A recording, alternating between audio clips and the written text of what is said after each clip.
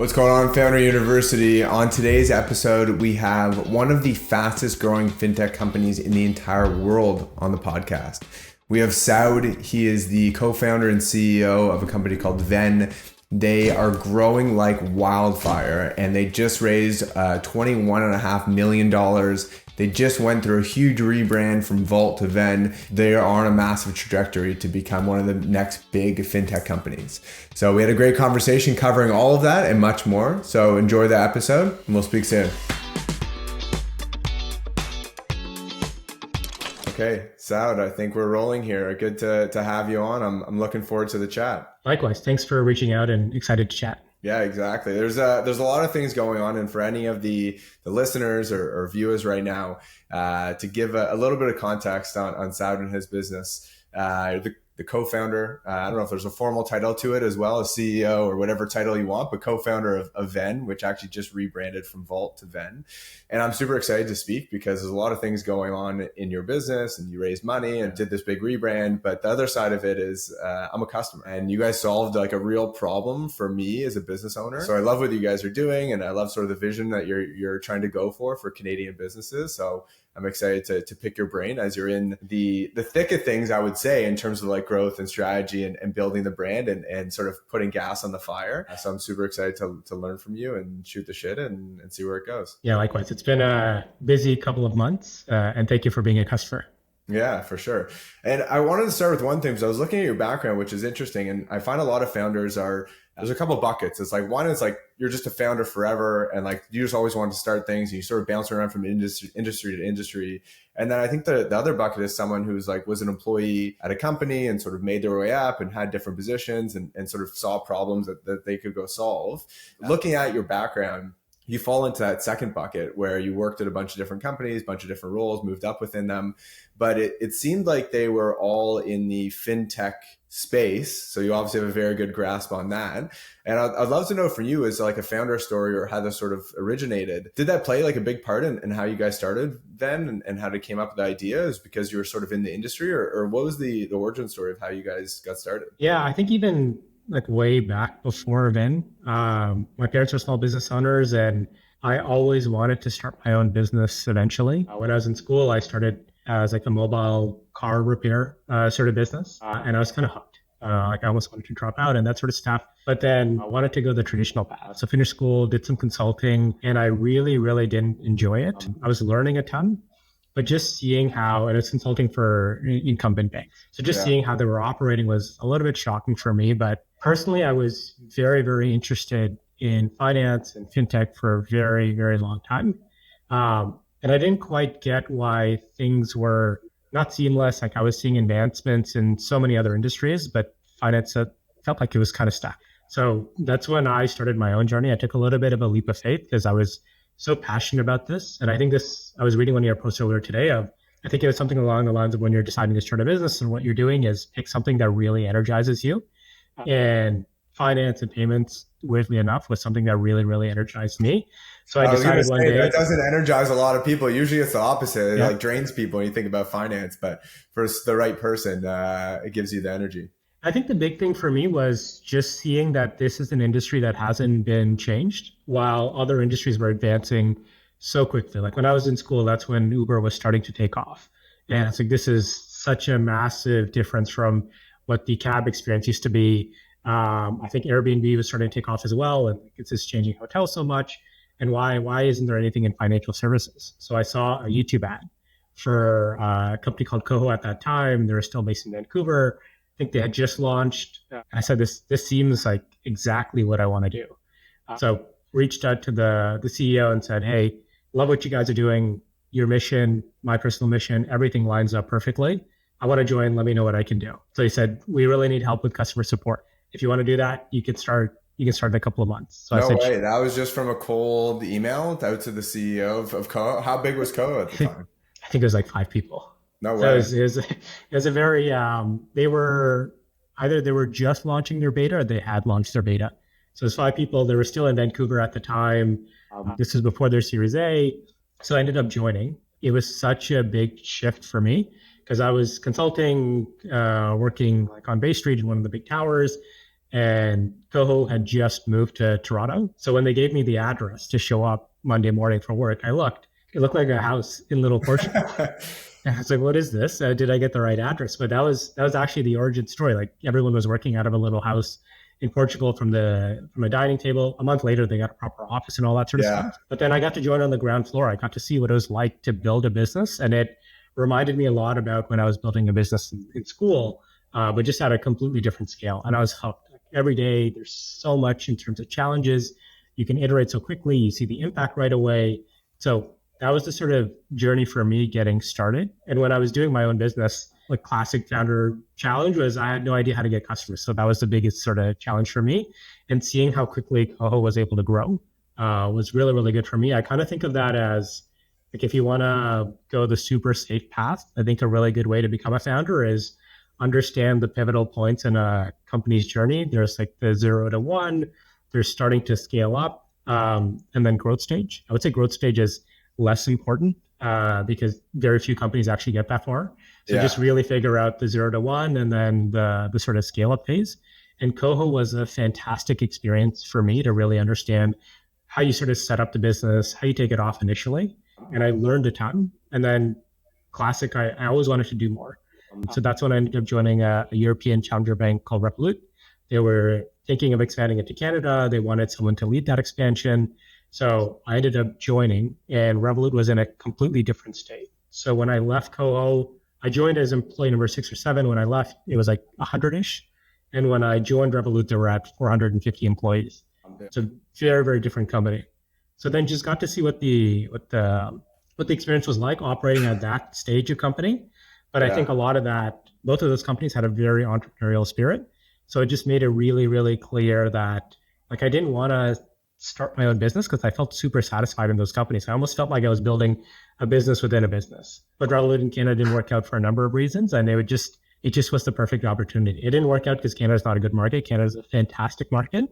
Yeah. So that was the sort of catalyst for Ahmed, my co-founder, and I to start thinking about, why don't we just take the leap? Why don't we do it ourselves? Yeah, fair enough. Well, there's a couple of things you said there that I want to touch base on. So it sounds like in that time span, you had three very drastic experiences. One was like old corporate consulting world. One was like true startup, like 0 to 1, and then one was like growth phase. And for you, I don't know if you see this as well, but like I, as a person and a personality, like naturally gravitate towards a specific environment and pace. And I don't know from your perspective, like did you like more of the 0 to 1, 5 employees? Like no revenue, trying to figure it out? Did you like the growth phase? Obviously, you didn't like the corporate world, but like, did you find you were gravitated more to one than the other, or how did you fit into those spaces? I would say as an employee, I made the most meaningful connections at the 0 to 1 phase. I think there's Yeah, something about being in the trenches with people. Some of my best friends today are like coworkers from Coho at that time. I think there's just something about that just gives you such a sense of purpose, such a sense of mission and drive. So I really, really enjoyed that phase. Um, but for me personally, I enjoy most when I'm having an impact and I'm learning a lot.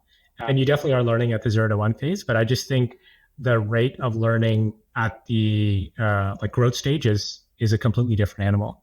yeah, well, 100%. It's funny. It's a very similar situation to my sort of start of the career. It's like I started in the corporate world. I was in commercial real estate at one of the big brokerages, and I don't know. I come out of school. I'm like, oh, let's go get a like comfortable job. And my parents were happy I landed a job and stuff like that. And I did it for, I don't know, a year and a half or 2 years or whatever it ended up being. And I absolutely hated it. Like I dreaded getting up in the morning. But I feel like that was like, at least for boomer parents, it was like, this is what you do. You wake up in the morning, you put on your pants, you go to work, and you hate your life and you check out. And that's what I did for a year and a half, 2 years. And then how I got into tech wasn't as bold as you with like a cold DM, but I think that's a great example. Is I had a friend of mine who was working at Top Hat at the time, the ed tech company in Toronto, and I don't even know how we caught up. I saw him somewhere, whatever. He's like, "Yeah, this is what I'm doing." I'm like, "Well, it sounds pretty cool." He's like, "Come on Friday and just come check out the office."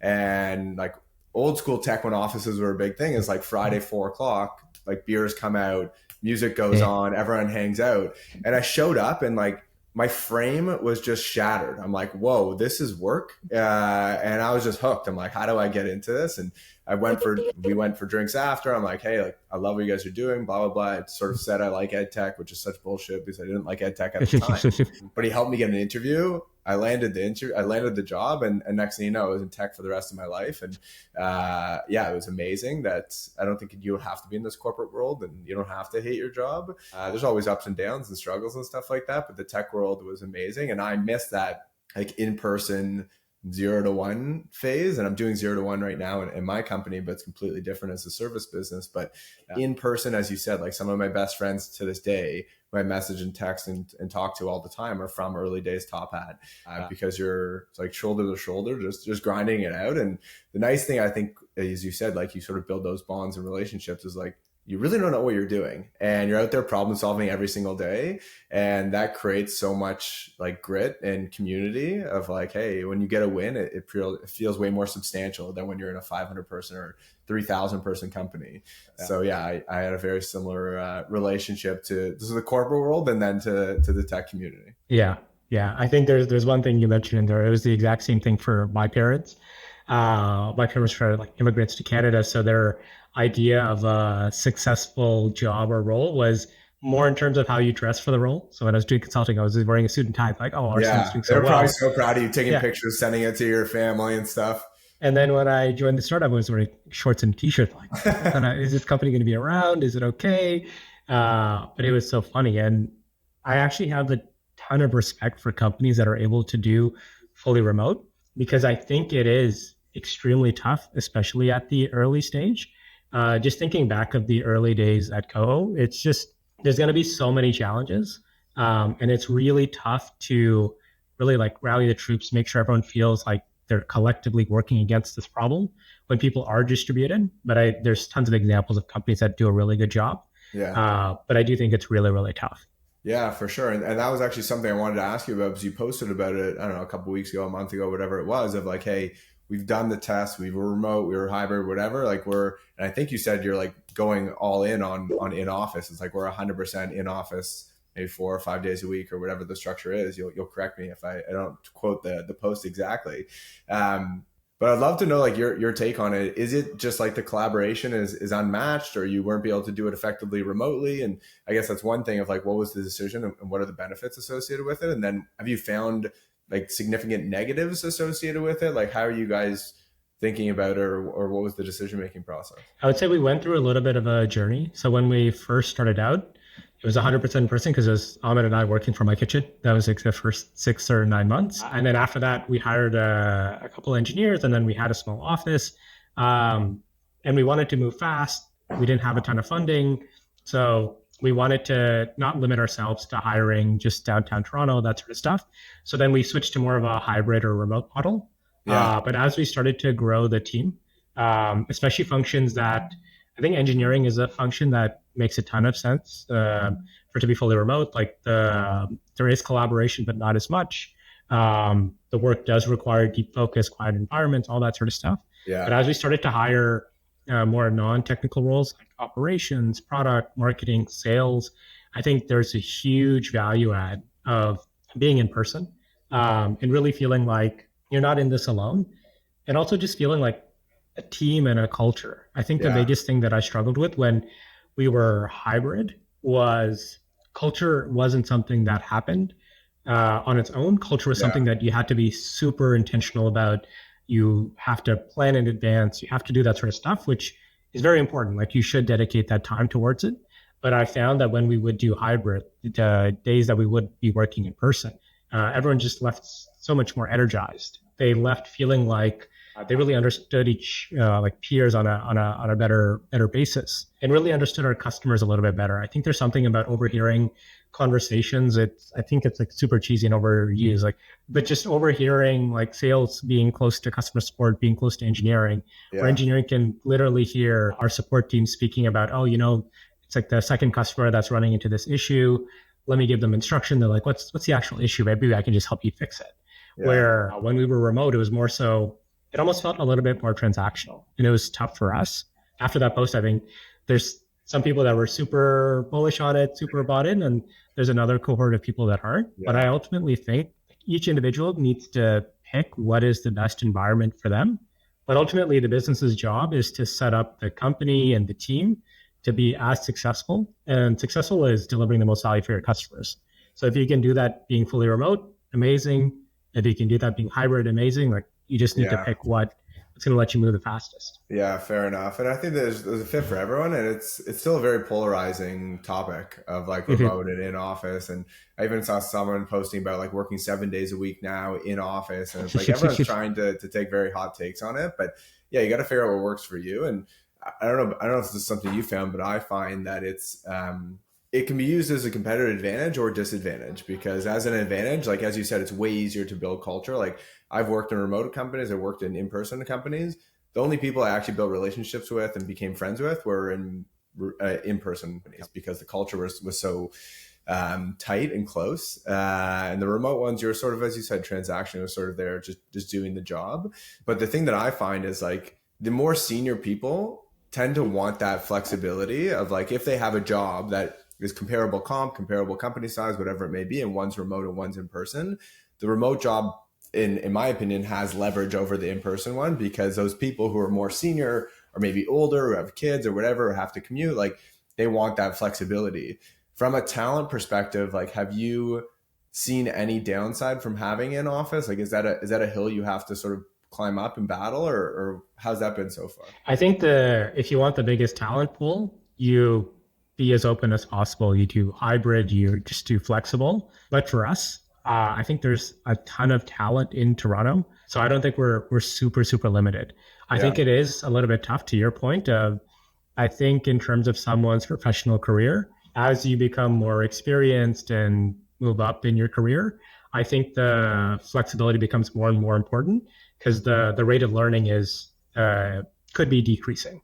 I Yeah. think someone that's just starting out, if they're very career focused, their goal is to learn as much as possible. And by learning as much as possible, you'll be able to advance in your career as much as possible.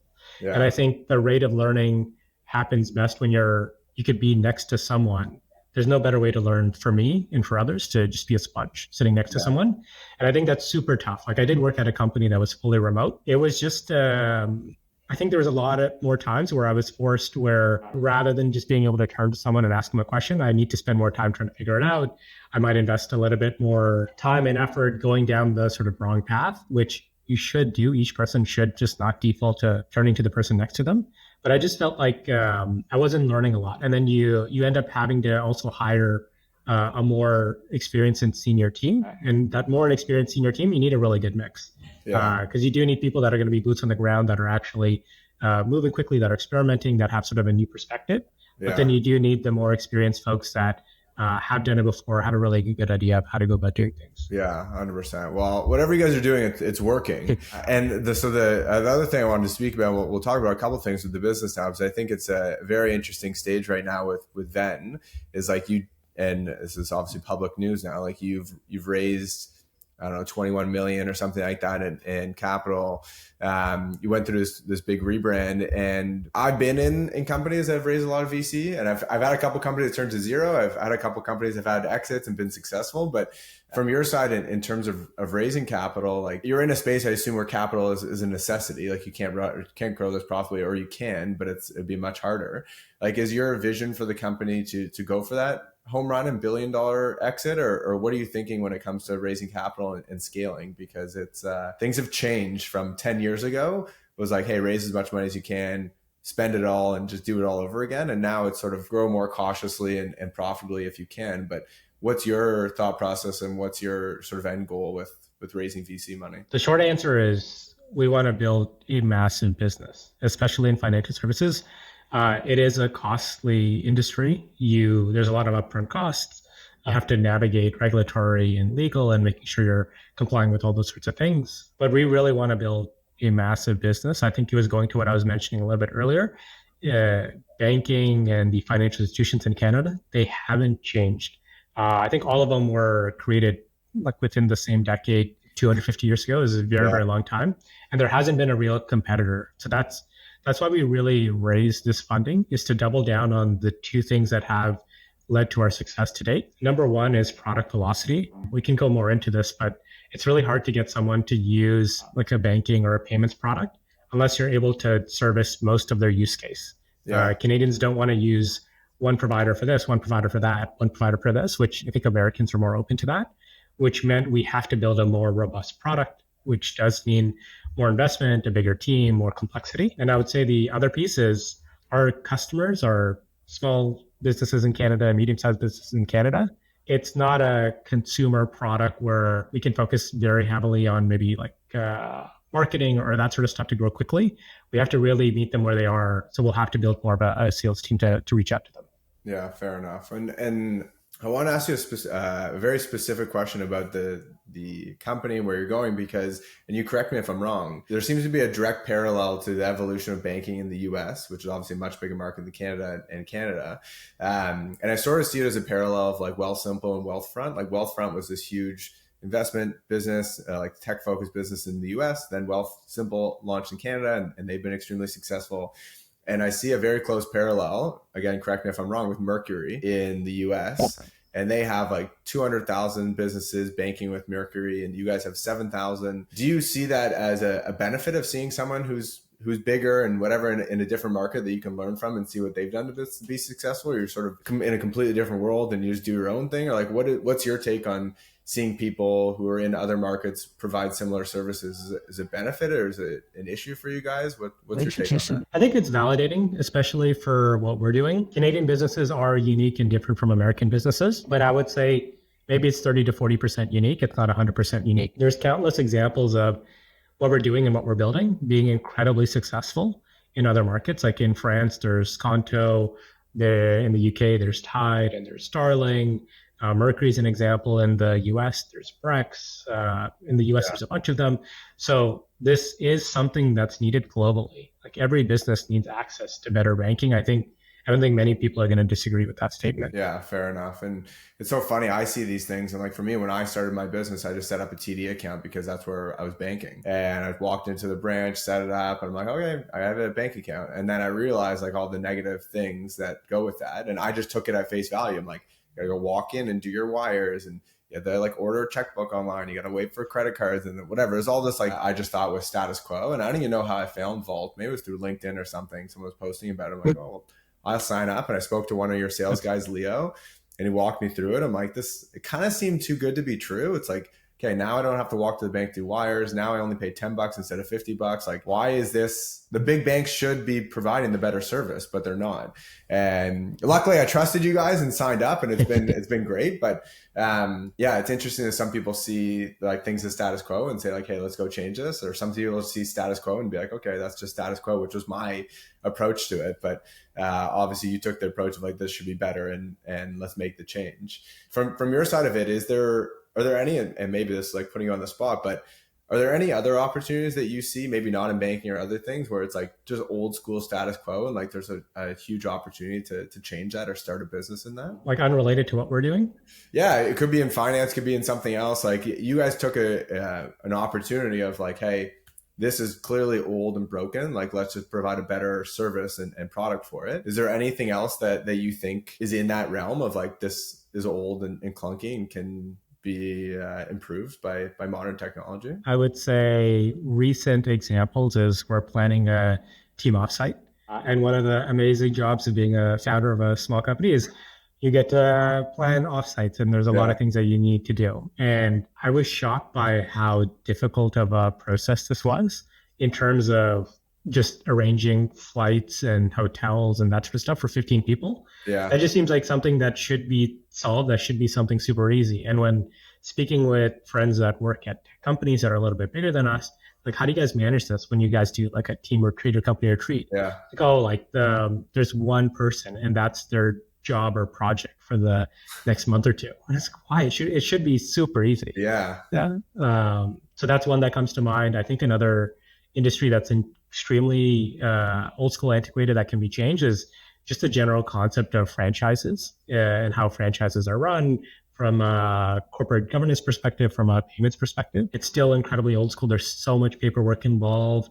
Moving money and collecting royalties is very, very tough. So that's another one that just Really? randomly came That's across. super interesting. Yeah, event planning. Yeah, it sounds like an absolute headache. It's like you got to Yep. organize all these vendors and times and whatever emails and access to things, and that's got to be a huge pain in the ass. And I know a couple people who are trying to crack that code, but trying to organize that is insane. But franchises, that's a super interesting idea because it's hugely valuable, and it's also like I can only imagine if you can come in to the master franchisor and provide them with the platform to be able to track where their franchise and their performances and the royalty fees and whatever supplies that they need. That is insanely sticky. Is that something you've had direct exposure to, or where does that idea come from? I think I'm in the benefit of speaking with so many business owners and then just hearing their challenges. Just like, okay, here's idea number 4, idea number 5, Yeah. idea number 700. So just building the list. But like we do help some of those businesses, and just learning about their flow really was interesting to me. It's kind Yeah. of a point that you mentioned a little bit earlier of, I think you said you had a demo with Leo, and it seemed too good to be true. That is something that's actually very common for us. We actually had to change how we pitch and sell the product because our product can do so much, and it's so much further along than the incumbent banks. When I Yeah. was first starting out, I was doing the pitch and I was like, oh, here's how you automate your pyramids. Here's how you do this. Here's how you do that. And it's just like completely not resonating with anyone. Yeah. So even though our product is this advanced, and I'm not sure if you ran into this on your side, but we almost had to undersell and make it seem like it is a 10 to 20% improvement to what you're using today, because it Yeah. becomes a little bit hard to imagine selling a product that someone doesn't resonate with whatsoever. Yeah, it was. I definitely had that. I'm like, and I even said it before. They're too good to be true. And then I'm like, how do you Yeah. guys make money? Like, where are the fees? He's like, well, there's no fees. Like, if you do FX, like we have a fee there, but it's actually better than the bank fee. I'm like, I don't know what's going on, but let's do it. And I trusted it. And maybe this is good feedback for you, but I think that's a good point. Is like good to be very transparent, like upfront in the demo process of like, hey, here's the old school way. It's been done like that forever, and here's our modern way, and it's the same, but it's just done a lot more efficiently. But the other side of it, and just so you know, like my biggest not hesitation, but transfer position was like I already had all my accounts open with TD. Totally. I already had all my money with them. And I'm like, okay, and I only transferred over like a little bit of money. I think like 10% or 20% of what I had in TD initially to like test you guys out. And then I only gave it to one of my clients for future invoices. And I'm like, let's just see if it works. And now I've transferred all my clients to invoice to Venn. And I've transferred all my money from TD into you guys. But yeah, it's a good problem to have, too good to be true. But it's funny, you guys have to downsell yourself to set the right expectation. I guess build that trust, because finance specifically is like completely built on trust. And yeah, I wish I had like a more tangible recommendation of like how to build that trust initially. But the bet, and now that I think about it out loud, is like the only time that I had confirmed trust was when my first client sent an invoice through. There was like a micro deposit of 1 cent, and I was like, oh, okay, it's working. It worked. I got a notification. And I Yeah. don't know how you can build that into the process. Maybe every time someone signs up to account, you just send them a penny just to make sure it works or something. It might be a good idea to build that trust. But yeah, that was the thought process, and sort of giving you the live product and platform feedback on the spot.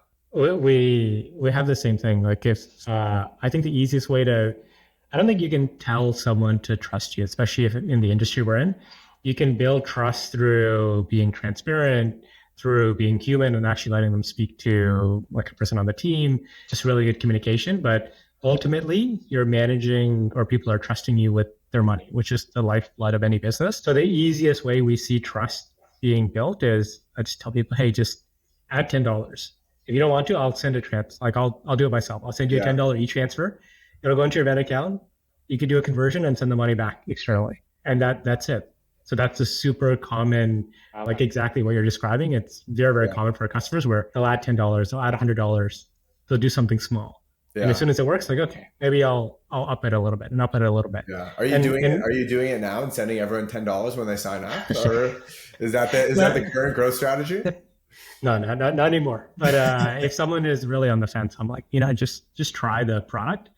And if it's a good fit, like totally. This is one of the industries is like, even when we're hiring salespeople, like sales for us isn't even really selling the product. I think anyone that's coming and selling you financial services, it's kind of like, oh, is this person a loan shark? Or they kind of do some Yeah. predatory terms or anything like that? And I think you probably would have had this on your demo with Leo is when we go through a sales call, it's really just, here's our product, here's how it would work for you. If it makes sense, you can try it out. Feel Yeah. free. And if you don't think it's a good fit, then totally understand. Yeah. No, 100%. It was more of like I don't know, just like a here it is. It was like, and Leo ran a really good sales. He's a great sales guy, by the way. He's just like, hey, like, what made you interested in us? What problems are you Yeah. having right now? And I had a very specific problem. I'm like, I hate walking to the bank and sending a wire. I have to send a wire once a month. I hate walking to the bank. I hate waiting there for 45 minutes for them to double check their paperwork and then charge me $50. Like, it's a horrible experience. And if you guys can solve that, I'm in. And I literally told him that, I'm like, I don't care about anything else. Just show me how that works. And he showed me. I'm like, yeah, again, that seems too simple and too good. But yeah, it's an interesting setup. And that, I guess, transitions to the next thing is as a founder. I always think about growth and top line. It's like, how do you get clients? How do you get people in the door? And everyone has different growth strategies. Like, we work through referrals and cold outbound are our main channels. For you guys and Venn, what's been the great unlock? I guess let's go early first, of like your first 100 clients. Like, how did you guys get your first 100 clients? And then now when you're trying to hit scale, I don't know, you got 5, 6, 7,000 customers. Like, what does growth look like now? The first 100 was begging, pleading, pounding the pavement, just messaging anyone and everyone saying, here's the product we built, would love to jump on a demo with you. It was friends of friends, family, that sort of stuff. So the first 100 customers was, I think, just me and Ahmed. Just Yeah. I messaging love is, that you use that word. It's very honest, of beg. And yeah. I think you have to beg. Like, I did the same thing for my first Yeah. few clients. I just like told my friends about it. I just DM people as much as I could.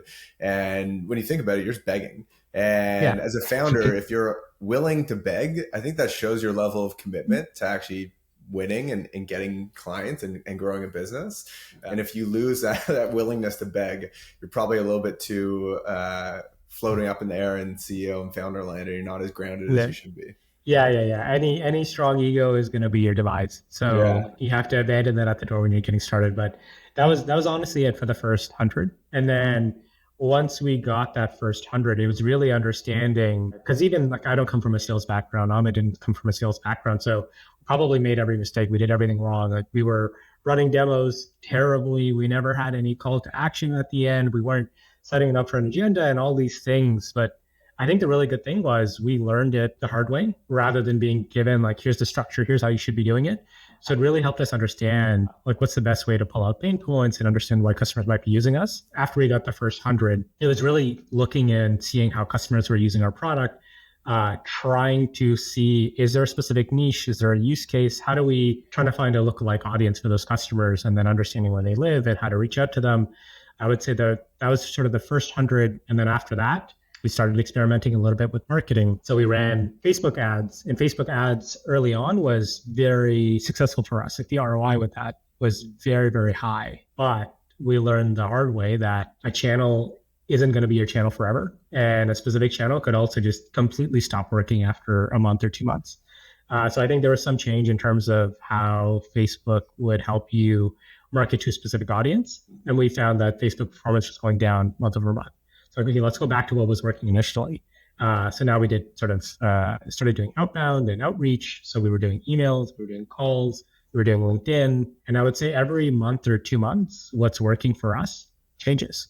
And that was a very uncomfortable reality of there's no sense of stability of, outbound emailing. It's not going to work for you forever. So I would say today, what we really rely on is we're getting a ton of referrals. I'm trying to be a lot more active on socials. So word of mouth has really been spreading. We're still doing marketing and advertising, but it's more focused on Google. And we are building a sales team. And we found things that really resonate and work on the sales side for us. True. So it's a revolving door. And I know it's as a founder, it's kind of frustrating, right? It's like every month or every quarter, you got to sort of reset. And it's like, especially in your world, because you have investors, you got a board now, you have to report back to every quarter. It's like, hey, did your numbers go up and to the right? And if they didn't, like, your ass is on the line.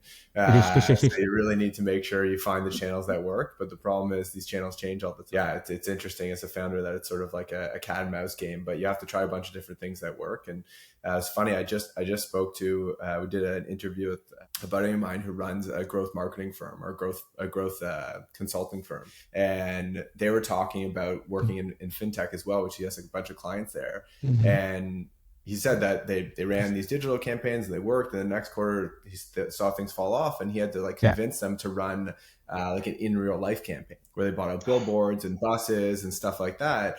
And for my brain, I'm like, how can you justify that when everything is trackable online with Facebook ads and whatever, TikTok ads and stuff like that? And he's like, yeah, it took a lot of convincing and trust, but it had huge results because it was just a different way to approach their consumers, and no one else is bidding on it. It's becoming cheaper and cheaper. But he's like, that doesn't work forever. We ran it for a quarter, it worked, and then we like moved and did something else. So you always have to try new things, and you never know what's going to stick, and it can hurt when you miss. Like I've run LinkedIn campaigns and stuff like that before, and it's thousands of dollars out the door if it doesn't work. But if it does work, it's like magic. Yeah. And it's tough getting okay with like 9 out of 10 things aren't going to work. I think that was the one piece that was very, very tough for me. It's just, it really is like a volume game. Keep sort of trying to experiment and just being okay with something is just not going to work. And you just have to, that's it. So this project didn't work.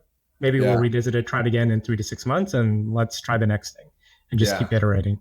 Yeah, 100%. But hey, it sounds like if your main channel is referrals, which it's obviously like I'm happy to refer Venn to anyone because it helped me, and I feel like it would help other founders. So if you can continue to leverage that referral channel, your CAC is going to be pretty good because it doesn't cost any money to be able to get those leads in the door. So if you can leverage that and figure out a system to make that more operational, then it's huge. So, no, it's super interesting. And the other thing I wanted to touch base on, which is the other news that you guys have done, which I'm not a brand expert or marketing expert, but you guys rebranded from Vault to Venn. I personally and selfishly just want to learn, like, what was the thought process behind that? What's the strategy? What are the goals associated with the rebrand? Because from my side of it, and just speaking about my company, Talently, I just came up with the name on a whim. I just paid some guy in Fiverr or $500 to create the logo and the brand and the website, and just said I just need something out there. And I've never thought for a second about brand.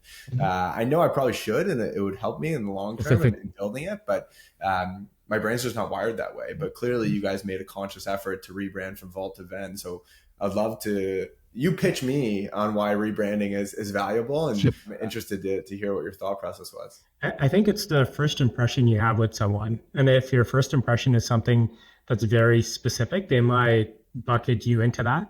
So when you think of the word vault is literally a bank vault. It's where money is stored. It's where you deposit funds. And it is very true to how we started out. Our initial product was a way to receive US dollars and Canadian dollars and store those funds. So it's very, very literal. We found that as we expanded and built out the product a lot more, that wasn't exactly true. So we really wanted to think about from a brand positioning perspective and how customers think about our product. Is it better to switch that to something else? I also think when you're thinking about your brand, it's super important to think about SEO, SEM. For the industry that we're in, it's very important to be trusted. And as something as silly as your domain or your website is very, very important. We were honestly never going to get vault.com as a domain. Did you try to get vault.com? Yeah, it would be a ridiculous amount of money. Yeah. So the website that we had originally was tryvault.com, which is fine. It started to create challenges around. One is bucketing us into a way to store funds, and even for our customers, I would say the biggest hesitation people have when it comes to trying a new banking product is I don't want to hold my funds in there. So like it's almost playing on hard mode, saying we're a place to hold your funds, or we're a brand new company and you haven't heard about us. So we really wanted, when we're asking our customers how they think about us, they think about us more from a perspective of we integrate with their finances. We help them be more efficient. We help them collect funds, but we also offer cards, FX. We help them with a ton of automation. Almost, and where Venn comes from is literally a Venn diagram, where there's a lot of aspect of their finances that we help with. And then there's other things that are tangential to finance that we help with, like accounting, user roles and permissions, and managing your team. So that's where the name came from. It was a lot of work to rebrand. So I would recommend anyone that's thinking of starting a company is spend a little bit more time of thinking about the first thing, because it is you should have told me work. this a couple of years ago. Yeah. But it serves a purpose, right? And Vault obviously worked initially and got you to where you are, and Venn hopefully will take you to where you want to go. But have you seen, and I guess how do you think about it? How do you track the benefits of brand? Like brand is an intangible concept. Do you think about how you're gonna figure out an ROI or how your brand's being represented? Is it just through customer interviews? Like what's your actual process there, or do you have one? I would say you can't, like, we'll never be able to measure the how our brand is perceived because of the name change, because there's so many other variables that happened at the exact same time. So we rebranded, we announced a massive fundraise, we have changed how we're doing our external campaigns around LinkedIn, social media, that sort of stuff. We have an in-person office. We're hiring a bunch more. So there's so many things that are happening at the same time. So it's really hard to pinpoint to then has returned us 20% more or that Yeah, sort of stuff. But what we are seeing is the types of customers that are coming to us. One, the sheer number of customers has increased since rebrand, but also that very first journey that you had with us of you added or you received like a penny or that sort of stuff. The things that we actually track is the types of customers that are coming to us, like what is the size of the business from headcount, revenue range, corporate spend, that kind of stuff. And then also, what does their first transaction look like? So your first transaction was a cent. It's very, very hard to get a little bit lower than that, but we see yeah, now first transaction sizes changing from, let's say it was a cent, then it's 10 cents, $100, $1,000. yeah. Because I think that's the ultimate way to determine how much people are trusting you is what is the level of their first interaction with you look like. Interesting. Yeah, I haven't. That would have never crossed my mind of like what the actual dollar value is of transaction as a indicator of trust, but it makes a ton of sense. Yeah, and your game, like in the finance industry, like trust is everything. Yeah. If you don't trust, and you saw it with Silicon Valley Bank like last year or whenever it was 2 years ago, that they just had a run on the bank, and all the trust is done. That brand is dead. Like Yeah. no one will ever trust the Silicon Valley Bank ever again, especially in finance when someone logs into their portfolio and their money's there one day and it's not there the next day or whatever. So you don't have access or your password's not working or whatever. Like that trust can be ruined overnight. Money is a very sensitive subject when it comes to people and companies for sure. But yeah, I think the brand's very cool you guys did. And the one other thing I was going to mention, which I wanted to give you guys kudos, which I think this was awesome, is, and you tell me the thought process behind it and how it worked out. But when you guys raised I think it was when you raised your round, you opened up your office to customers to come celebrate. Oh yeah. Yeah. And I thought that was so cool and something unique of like, I don't know how you actually organize it, but the post online was essentially like, hey, we raised 21.5 million bucks. We celebrated by opening our doors to our office and inviting our customers in, and customers came and whatever, you had food and drinks and stuff like that. But what a great idea. I don't know if that was like some master plan or it was just like, hey, let's invite people to have fun, or like how did you guys think about that, or what was the process there? And yeah, again, kudos to you. I thought that was just really cool and a very human thing. Yeah, I can't take any credit for it. It was our team. We were just thinking about even when you announce a fundraise, it gives you like it's a really big inflection in terms of how much awareness you're getting. And we were just thinking about what's the best way to not only capitalize on this, but actually celebrate it. Because this is a really, really big milestone for us. Yeah, Prior to this, to date, we had raised 5 million and we're super lean team, like incredibly proud with what we did. And we've always been very customer centric. I think a big part of that has to do with like I started off as customer support. So that's incredibly important to us and it's a core value within the team. We didn't get this money because we're brilliant, because of something magical that we're doing. We really did it because we're providing value to customers and solving a problem. And that's how we generate revenue. That's why we've grown to the stage that we have. So it felt kind of odd not to celebrate with our customers. So the team's like, why don't we just, we have a new office, we're switching to in person. Why don't we just have a big party with our customers? I was yeah, like, that sounds like kind of fun. Sounds like yeah. a lot of work. So if you guys want to plan it, feel free. But that was the Yeah, big it was idea. just such a human thing to do, and it reminded me of, and to tell you one that I had experience with that, because I think it builds so much rapport and value with that group of people. Like those people will always not be indebted to you, but they'll always love Vault and you and Venn and what you guys are doing, and will be advocates for you. Because I had a similar situation, which was a little bit different, but previous company I was with called Turnstile, we were acquired, same thing, like 30, 40 person company, whatever it may be. we were acquired by Yelp. So we were some obscure little tiny company in Toronto. I don't even know how much we were doing revenue at the time, like 1.5 million or something, like nothing. And we were acquired by Yelp, and it was an amazing experience. We all had the best time. It came out of nowhere. It was super exciting, like huge thrill. Everyone got a little bit of money, and then right when we were acquired, the two co-founders walked away with a decent amount of money, and they deserved it. Said we're all going to Vegas, and they paid for our flights. They paid for dinners, they paid for pool parties, they paid for hotel rooms. Like they did everything, and they didn't need to do that. Like they didn't need to go out. I don't know how much it cost them, 10 grand, 20 grand, whatever it was, to fly the whole team to Vegas, but they did.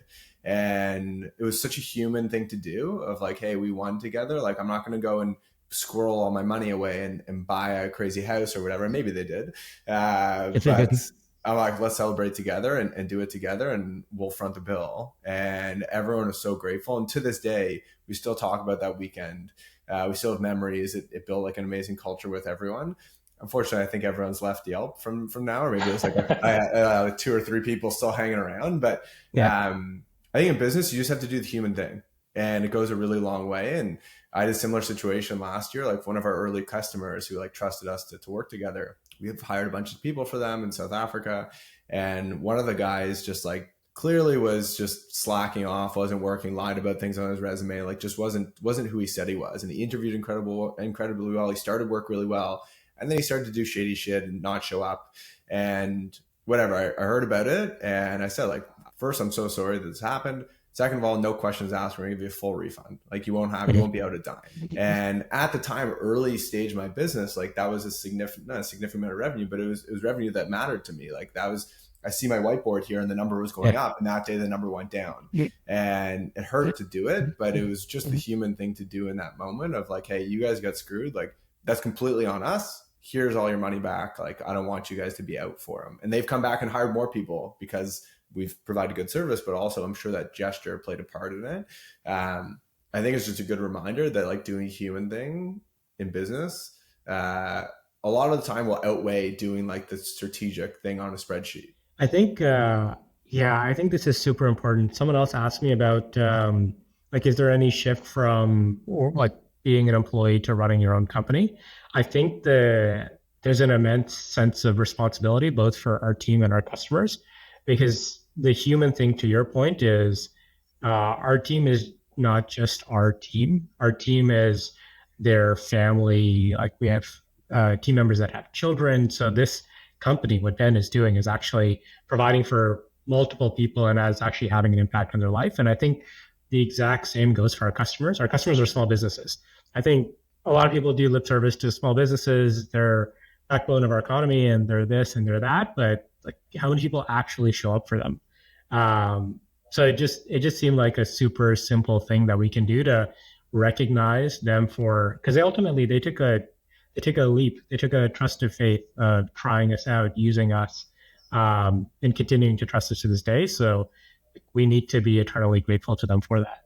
Yeah, for sure. That's it's a lot of people say they're supporting a certain group or providing certain value, but doing it is a different story. And I guess to put a bow on it, wrap it, I wanted to ask something that you mentioned from the beginning of the conversation. Now that you're running this company, you got X amount of employees, you're on paper successful and growing really quickly. How do your immigrant parents feel about it? To be honest, they're super happy and proud and supportive. But if I had to be honest, I think the constant conversation I have with them is, like I have aging parents, I need to spend more time with them. Yeah. And it's really, really hard to do that manner. So that's something that like I've been struggling with since we started out and I'm still struggling with today. So they're super happy. They're super proud. They're very supportive. But I personally, there's lots of room for me to improve on that side as well. Yeah, it's a very honest take on it because it's tough. Like, well, and I guess you said your parents are entrepreneurs as well, but from my side of it, like I have parents who are also entrepreneurs, completely different. They're in retail clothing. So it's two stores in Toronto selling clothing. They just don't understand the fact that I'm like sitting in my basement on my computer, speaking to people on the other side of the world all day. And somehow that's like a job and a business. And it's taken them a lot of time to like wrap their head around like, this is the way that the world works, and this is how you can like build a company and build a career. But yeah, I think it's helpful, and I'm sure you've seen this as well. It's like people who come from entrepreneurial backgrounds are more familiar with the entrepreneurial approach of like, hey, you have to dedicate a lot of time and effort, and it's more of a long-term game than a short-term game. And you don't have that comfort of a constant salary or benefits or whatever it may be, and it ebbs and flows. But yeah, with aging parents, it's a little bit different because it's a time suck. There's no way around it. Like you're working Did they want you to be an entrepreneur? and stuff like that. Did they want you to go down the entrepreneurship path? No, they didn't want me to go to the entrepreneurial path. Like they're very supportive. They're like, whatever makes you happy, but they're also relatively old school. Like they grew up and it was like the perception was success was lawyer, doctor, Yes, accountant. It was like, if you go down those paths, and I was a finance major in university. So all of my friends went into banking or went to do their CPAs or stuff like that. And I didn't. I'm like, I'm going to go into something that I thought was more social, which was commercial real estate and the brokerage and meeting with people and doing deals and stuff like that. I hated the corporate world.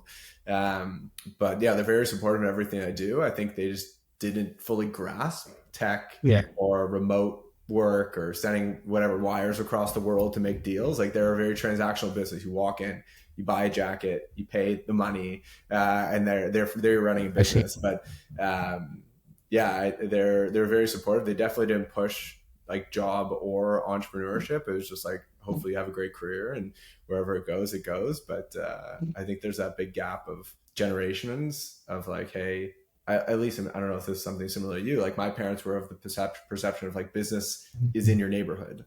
Like they can only sell to people in Toronto because that's where their business was.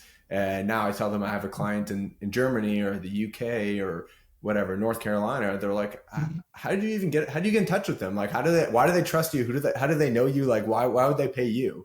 And it's such a funny concept, but it's the truth. And I think it's just generational adjustments. And I'm sure when my kids grow up, like I'm not going to understand how they do business because that's how things evolve.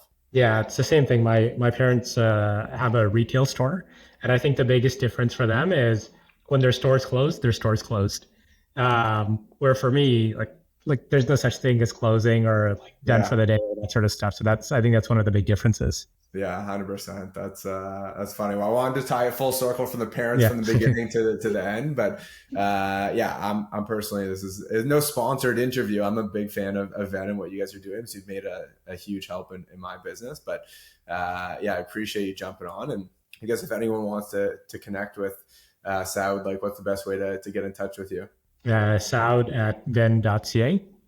So you can reach out to me directly. And then I'm happy to also give you a special promo code for any of your listeners. Nice. They can get half off our paid plans. Okay. I'll make sure to link to it. Are you still running sales demos? If they reach out to you, are you going to run the demo yourself? Yeah, of course. Of course. There you go. I love it. Well, good catching up, and I appreciate you jumping on and chatting. Awesome. Thanks so much, Ted. Great chatting. Yeah. Speak soon.